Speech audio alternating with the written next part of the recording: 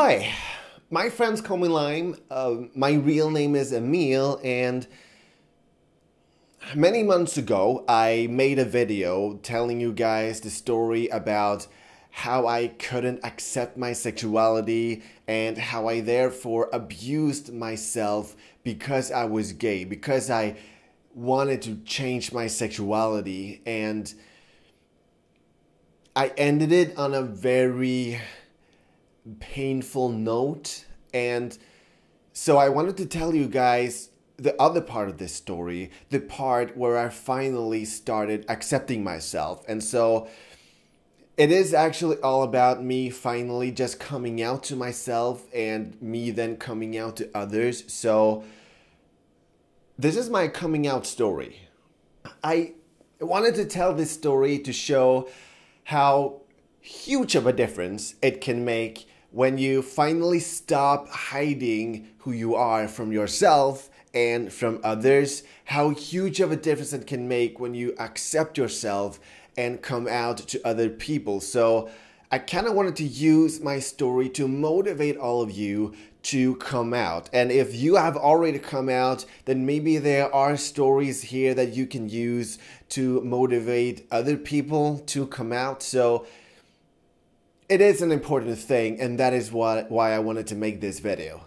I actually didn't even start accepting myself until I was like 25 years old, and I actually don't really know how, but I just got to a point where I started slowly accepting the idea that maybe this liking other men thing actually does apply to me. And that was like a door opener for me.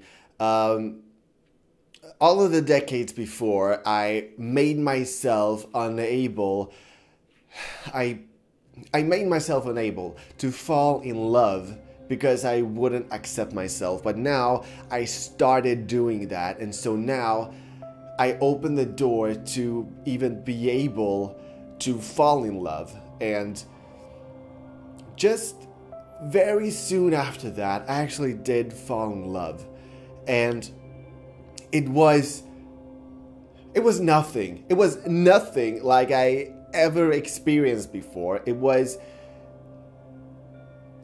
like all of the pain that I built up, all of those decades, just simultaneously got released.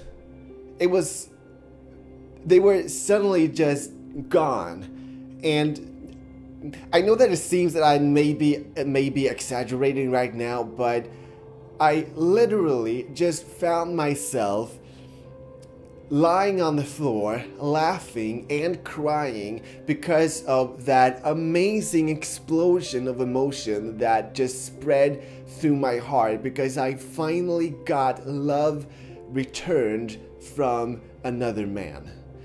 And at that same time, it was this revelation that I finally knew who I was. So there I was on the floor, hyperventilating, laughing, crying because of amazing emotions that I finally got to experience. After that, what I call the transition period started, where I went from partly accepting myself to fully accepting myself. And during that transition period, I identified as bi, but then later I realized that was just because I was kind of still a little bit in denial. I didn't actually fully accept myself, I just partly accepted myself. And so then when I fully accepted myself, I just knew that, yeah, okay, I'm gay.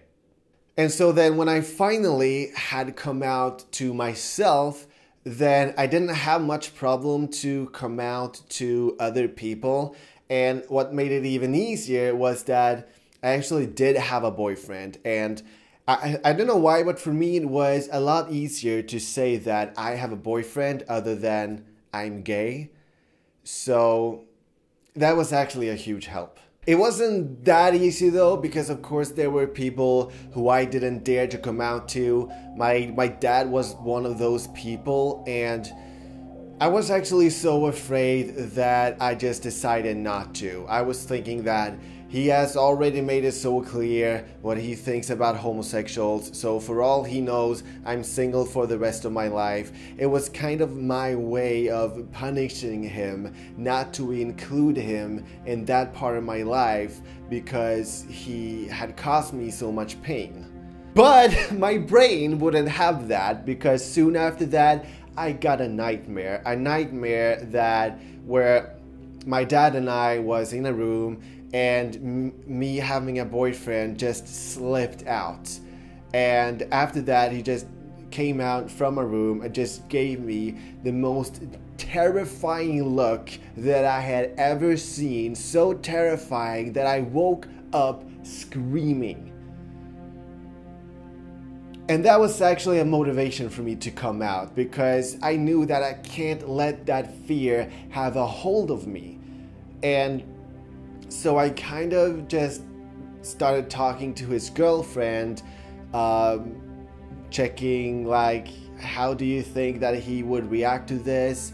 And then she had a daughter that also liked other women, and so he was about to do kind of the same thing to her that he has done to me. And she asked me if she can talk to him about this.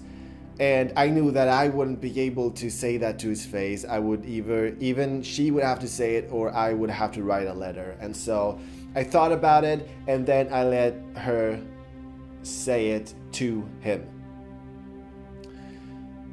And that wait was terrible. That was a huge anxiety source for me, because I didn't know how he was going to react. For all I knew, he was going to disown me. I had no idea. And that evening, when I saw that I had a text message, I freaked out. I couldn't read that alone. I just kind of dropped the phone. I can't read this. And I called my boyfriend and other friends because I wanted them to be there with me before I read it. And when I read it, I had nothing to worry about. It was this very sweet message about him, of course, still loving me, and him having expected this all along, and that those homophobia things were kind of just jokes that could be discussed, but it still showed me love and acceptance.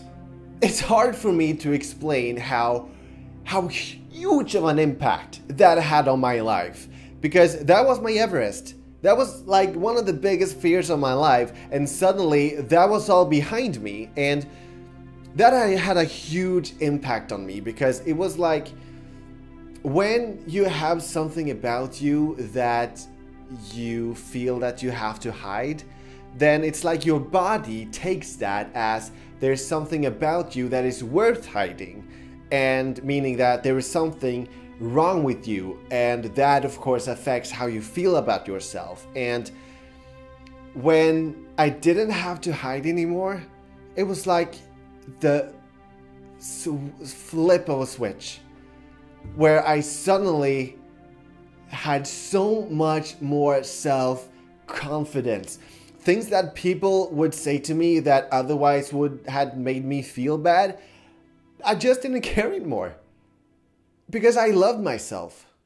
So if you're one of those people who are hiding from yourself or hiding from others, then I ask you to please stop that. No, really. Please stop it, because you're not making yourself any favors. You're not making anybody else any favors. And if you can show us that courage to come out, then you're actually contributing to the community, because the more people who are out, the more homophobia is reduced. So yeah, I know that a lot of you are right now going, well, I can't come out, or it's impossible for me to come out. And those words can't and impossible are sometimes better translated into I'm not prepared to take the consequences of, because most of you can come out, or at least most of you can live a happy life in a same-sex relationship. It's just that it might come at a cost.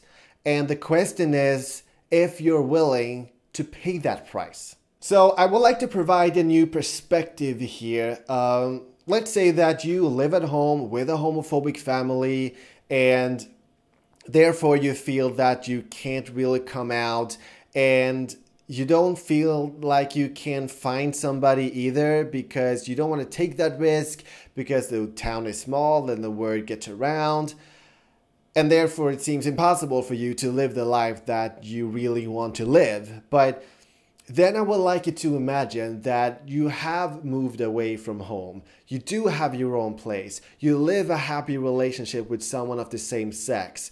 From that situation, if you think back to the life that you had before, then that life would seem equally impossible for you. You would feel that you can't go back to the life that you had before. And so the question really is, what impossible scenario do you really want to live in?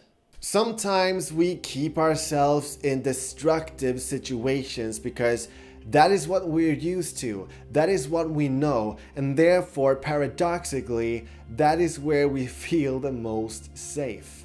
So I hope that this video has at least inspired someone to feel more comfortable coming out and live the life that they want to live, or at least inspired someone to help someone else do the same thing. And even if this message doesn't really apply to you specifically, and even if you don't know somebody who needs to come out, then I still urge you to share the message, because the more people it reaches, the more people will be inspired.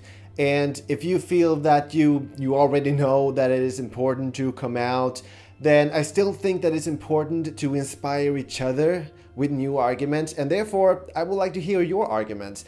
I would like to hear your coming out story and your arguments for why it's important to come out. And so with that said, thank you for watching.